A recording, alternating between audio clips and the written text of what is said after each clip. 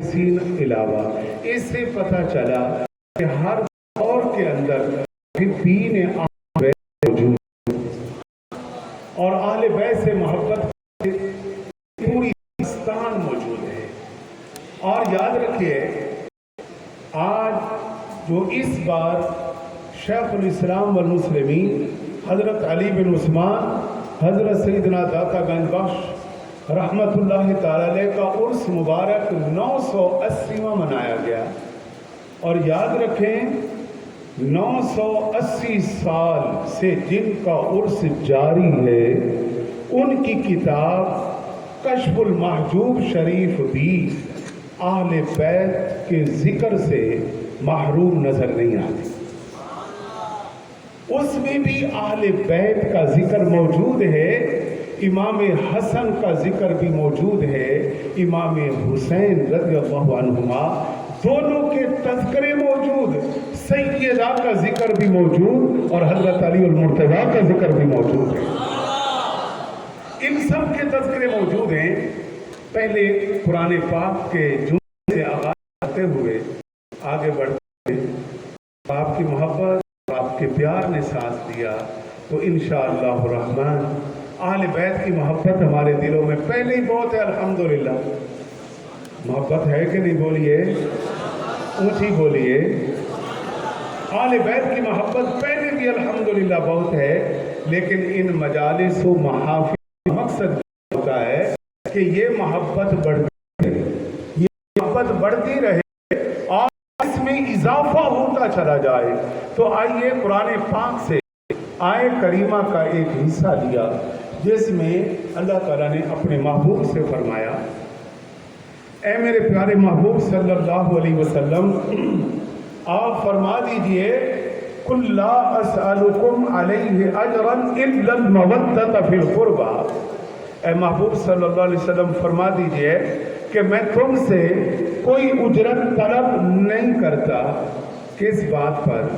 کہ میری طرف سے جو تمہیں توحید کا، رسالت و نبوت کا جو میں نے پیغام دیا، اور جنت و دوزخ، حشر و نشر، قیامت، احکام شریعہ، دین اسلام، کتاب اللہ قرآن پاک، یہ سب کچھ جو میری طرف سے تمہارے پاس پہنچا ہے، میں اس پر تم سے کوئی اجرت طلب نہیں کرتا۔ ہاں ایک بات ہے، وہ یہ ہے کہ اِلَّا الْمَوَدَّةَ فِي الْقُرْبَى، میرے قرابت داروں سے محبت کرنا۔ کہہ دو سبحان اللہ۔ میرے قرابت داروں سے محبت کرنا، بس یہ سوال ہے، یہ بات ہے، اس کے علاوہ کچھ نہیں ہے، بس یہی بات ہے۔ اب اس پر اعتراض ہو گیا کہ ارے بھائی سوال یہ ہوا کہ حضرت ہود علیہ السلام، نوح علیہ السلام، لوط علیہ السلام، شعیب علیہ السلام، دیگر انبیاء علیہ السلام، سورہ شعراء کے اندر انبیاء کے تذکرے موجود ہیں، ان کی نبوت و رسالت، اور انہوں نے آ کر قوم کو پیغام دیا اللہ کی وحدانیت کا، اپنی نبوت و رسالت کا، احکام شریعہ و دین کے لحاظ سے پیغام دیا، لیکن اور ان کے بارے میں قرآن یہ فرما رہا ہے کہ وَمَا أَسْأَلُكُمْ عَلَيْهِ مِنْ أَجْرٍ إِنْ أَجْرِيَ إِلَّا عَلَىٰ رَبِّ الْعَالَمِينَ۔ کوئی اجر نہیں لیں گے ہم، کوئی اجرت تم سے ہے۔ قوم نوح علیہ السلام نے اپنی قوم سے کہا، لوط علیہ السلام نے اپنی قوم سے کہا، صالح علیہ السلام نے، یہ ہم آیات پڑھتے ہیں تو ہر پیغمبر کے ساتھ فَاتَّقُوا اللَّهَ وَأَطِیعُونِ وَمَا أَسْأَلُكُمْ عَلَيْهِ مِنْ أَجْرٍ إِنْ أَجْرِیَ إِلَّا عَلَىٰ رَبِّ الْعَالَمِینَ۔ جب یہ ذکر موجود ہے کہ ہم اجرت طلب نہیں کرتے اور ہمارا اجر جو ہے وہ اللہ کے ذمے ہے، تو پھر آپ علیہ السلام جو امام الرسول ہے، امام الانبیاء ہے، جن کی شان یہ ہے کہ سب سے آگاہ و اولا ہمارا نبی، سب سے بالا و بالا ہمارا نبی، خلق سے اولیاء، اولیاء سے رسول، اور رسولوں سے آداب۔ لگتا ہے سوئی کون سے بیان ہو رہا ہے؟ خلق سے اولیاء، اولیاء سے رسول، اور رسولوں سے آداب۔ ان کی شان یہ ہو، مقام یہ ہو، مرتبہ یہ ہو، وہ آل بیت کے حوالے سے کیوں سوال کرتے ہیں؟ جبکہ قرآن پاک کے اندر یہ بھی موجود ہے قُلْ مَا أَسْأَلُكُمْ عَلَيْهِ مِنْ أَجْرٍ، वमा अना मिनल मुतकल्लिफीन के अल्फाज मौजूद हो, और फिर ये भी अल्फाज मौजूद हो कि बल्लिग मा उनज़िला इलैका मिन रब्बिका व इन लम तफ़अल फमा बल्लग़्ता रिसालता, कि महबूब आप पहुंचा दीजिए, आपको जो हुक्म मिला है तबलीग का, जो पैगाम आपको मिला है कुरान की सूरत में, इसे आगे पहुंचाइए। व इन लम तफ़अल फमा बल्लग़्ता रिसालता, अगर आप ऐसा नहीं करेंगे तो अपने कार्य काम के अंदर फिर आप क्या कर रहे हैं, लिहाजा आप पहुंचाइए। अब ये हुक्म है, और फिर ये तो आपका फर्ज मनसबी है कि आप कौम की रहनुमाई करें, आप कौम की इसराह करें, लेकिन उनसे कोई उजरत ना मांगे, उनसे कोई सवाल ना करें। यहाँ पैगाम ये है इल्लल मवद्दत फिल कुर्बा। तो आइए जरा सुनते हैं, थोड़ा आगे बढ़ते हैं। इसके कई जवाब हैं कि कुर्बा का माना हमने समझना होगा। दोस्तों जरा उजरत के साथ अर्ज करता हूँ कि कुर्बा के कई माने हैं।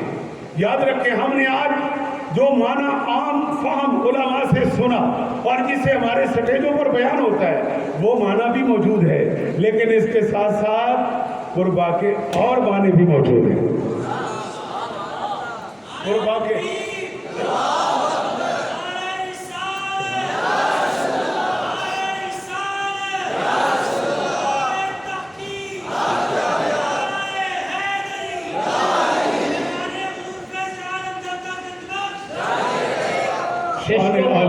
इश्क मोहब्बत, इश्क मोहब्बत, इश्क मोहब्बत, इश्क मोहब्बत, इश्क मोहब्बत।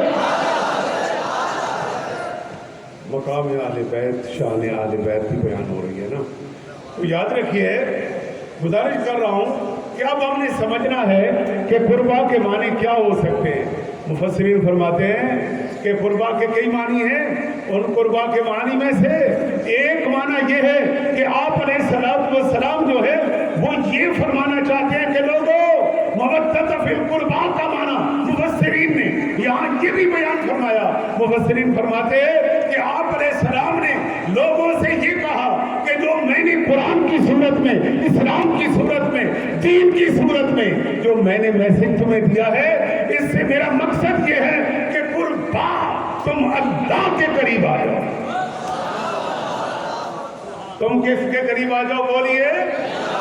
अब जनाब कोई सवाल नहीं होता, क्यों कि हुजूर तो आए इसलिए कि जो दूर हैं अल्लाह से, जो बुतों की पूजा में लगे हैं, कोई सितारों की, कोई सूरज को चांद, कोई हवा को पानी को, लकड़ी को, मिट्टी को, पत्थर, इनकी पूजा हो रही है। तो आप अलैहिस्सलाम चाहते हैं कि इन सारी चीजों को खत्म करके अल्लाह के कुर्ब में आकर तुम अल्लाह के करीब हो जाओ।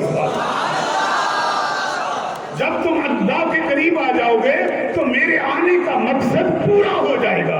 इसलिए जब कुर्बा का माना अल-मुअजमुल कबीर ने ये बयान कर दिया तो तमाम सवालात के जवाबात इसी में आ गए। तो लिहाजा कुर्बा का माना एक ये भी है कि हुजूर ये चाहते हैं कि लोगों तुम अल्लाह के करीब आ जाओ। सुभान अल्लाह।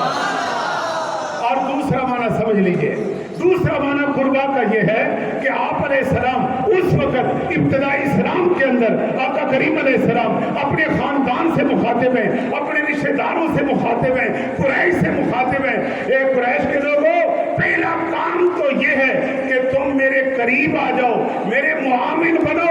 मैं अल्लाह की तरफ से नबी हूँ, अल्लाह का पैगाम लेकर आया हूँ, मेरा रब मुझे किताब अता फरमा रहा है, लिहाजा तुम मेरे बाजू बनो और तुम भी दीन में आ जाओ और हम मिलकर लोगों की इस्लाह करें और उन्हें अल्लाह के करीब करें, जिहादत का खात्मा हो जाए और हम सब दीन के अंदर लोगों को लाने में कामयाब हो जाएं।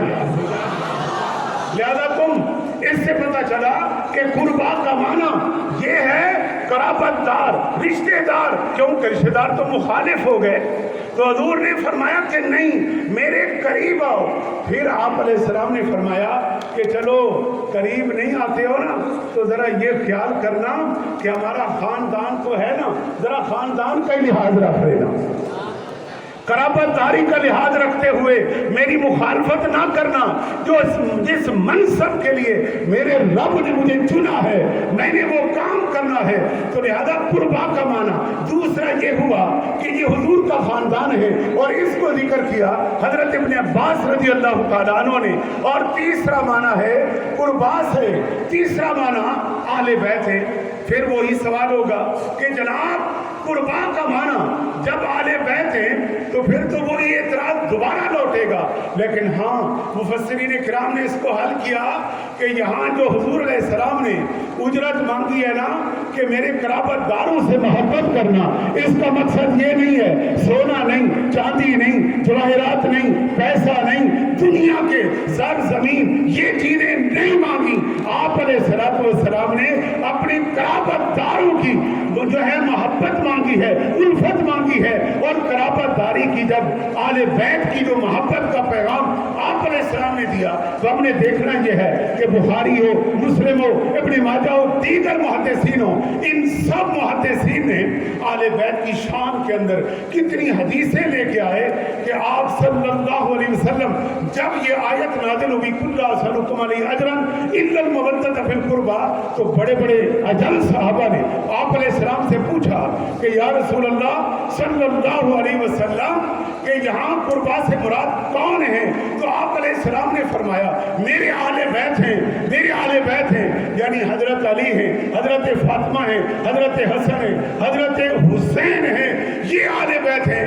اور اب ترمذی میں چلتے ہیں، امام ترمذی فرماتے ہیں کہ وَلَن يَتَفَرَّقَا حَتَّى يَرِدَا عَلَى الْحَوْضِ، کہ یہ قرآن اور آل بیت ان کا آپس میں رشتہ یہ ہے کہ یہ کبھی جدا نہیں ہوں گے یہاں تک کہ حوض کوثر پر میرے پاس آئیں گے۔ لہذا یہ اتنی جو احادیث آل بیت کے حوالے سے آ رہی ہیں اور ان کے جو تذکرے آ رہے ہیں، ان سب میں یہ پیغام ملتا ہے کہ آپ علیہ السلام نے اعتراض جب ہوگا کہ جب حضور علیہ السلام ان سے دنیاوی نفع مانگیں گے، آپ علیہ السلام نے وہ تو مانگا نہیں، آپ علیہ السلام نے بایمانہ اہل بیت کی محبت مانگی، مودت مانگی، اس لیے کہ ان کے ذریعے بھی دین کا پیغام پہنچانا چاہتے ہیں۔ میرے بھائیوں آخری مثال دیتا ہوں، سمجھیے، ایک یہ دنیا ہے، ایک آخرت ہے، درمیان کے اندر سمندر ہے جس کے اندر تاریکی ہے، تاریکی کے اندر ہم کھڑے ہیں، یہ دنیا ہے، یہ آخرت ہے، آخرت ہماری کامیابی ہے جس میں ہم پہنچنا چاہتے ہیں۔ ارے پہنچیں گے کیسے؟ سمندر ہے، تاریک ہے، اس میں کشتی ہے، ارے بھائی نظر کچھ نہیں آتا، کریں کیا؟ تو مفسرین کرام نے بڑے پیارے پیرائے میں، بڑی محبت میں، بڑے حسن انداز میں انہوں نے کہا پریشان کی ضرورت نہیں، یہ دنیا ہے، یہ آخرت ہے، سمندر کے درمیان میں کشتی، اس کے اندر ہم سب ہیں، اوپر ستارے جو موجود ہیں، اوپر ستارے جو موجود ہیں، ستارے کون ہیں؟ امام فخر الدین رازی رحمۃ اللہ علیہ جلد 6 کے اندر اس مسئلے کو بھی حل کیا، فرمایا لوگوں نے بڑا کچھ کہا، امام رازی فرماتے ہیں میری تحقیق یہ ہے کہ ستاروں سے مراد اصحابی النجوم، یعنی آپ صلی اللہ علیہ وسلم کے صحابہ کرام ہے، لہذا لوگوں کشتی آل بیت ہے، اس میں سوار ہو جاؤ، ستاروں سے روشنی لے لو اور آخرت میں کامیاب ہو کر حوض کوثر میں حضور کے پاس پہنچے۔ کشف المحجوب شریف میں سیدی داتا گنج بخش رحمۃ اللہ علیہ نے ایک بات لکھی، دوستو سنیے توجہ سے، توجہ ہے بولیے۔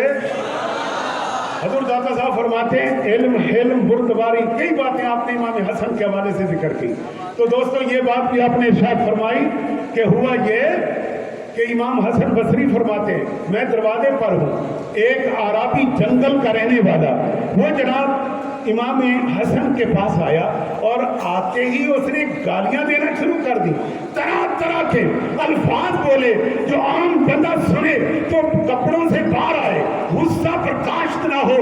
آج بھی دور عدم برداشت کا ہے، کوئی کسی کو برداشت نہیں کرتا، جبکہ وہ یہ چاہتا ہے اس نے ایک ہی میں 2 کروں 2 4۔ آج یہ دنیا کے اندر نفسا نفسی کا عالم اسی بات کا پیغام دے رہا ہے کہ اس سے نکلنا ہوگا. آج آل بیت کا دن منانے والوں اور امام حسن کے تذکرے کرنے والوں، آئیے کشف المحجوب شریف میں داتا صاحب رحمۃ اللہ علیہ نے بردباری کا پیغام حضرت امام حسن کے حوالے سے کیا دیا. امام حسن کو وہ گالیاں دیتا ہے، لیکن امام حسن فرماتے ہیں، ارے توجہ ہے بولیے، امام حسن فرماتے ہیں آپ کو پیاس تو نہیں لگی؟ آئے ہائے، آپ کی سبحان اللہ کی آواز نہیں ہے یار. امام حسن پوچھتے ہیں آپ کو پیاس نہیں لگی؟ پھر وہ گالیاں اور دیتا ہے. پھر آپ کے والد کو، آپ کی والدہ محترمہ کو وہ ان کلمات سے جو ناقابل برداشت ہے، وہ ان کلمات سے بول رہا ہے. آپ پوچھتے ہیں اچھا بھوک تو نہیں لگی؟ کھانا کھایا ہوا ہے، پانی پیا ہوا ہے. اچھا پھر آپ اس طرح بولتے گئے اور وہ بولی جا رہا ہے، وہ بک رہا ہے آل بیت کے خلاف.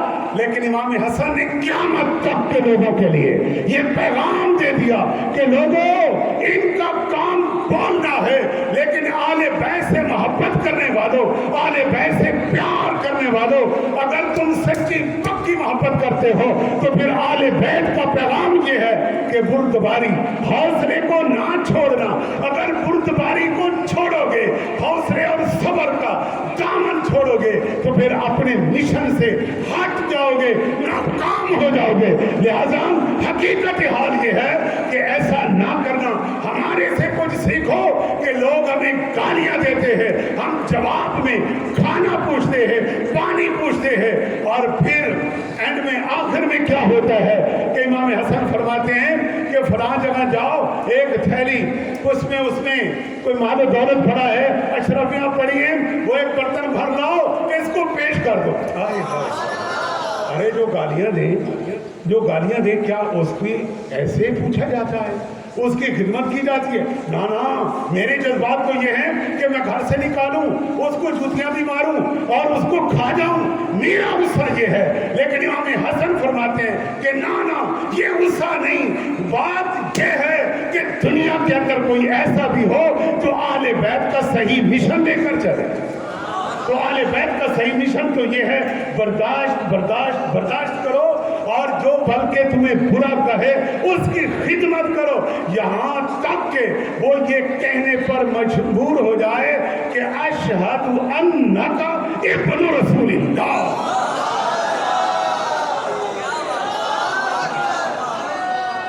کون تھا؟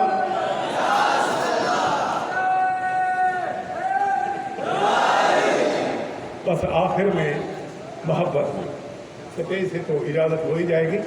آخر میں ایک شعر ہے، ذوق میں پڑھنے. پڑھو گے آپ؟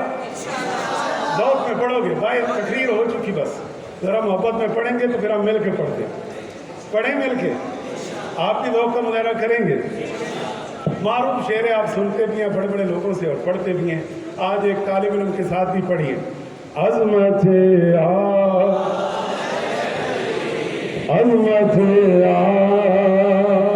نبی بھول نہ جانا لوگوں، عظمت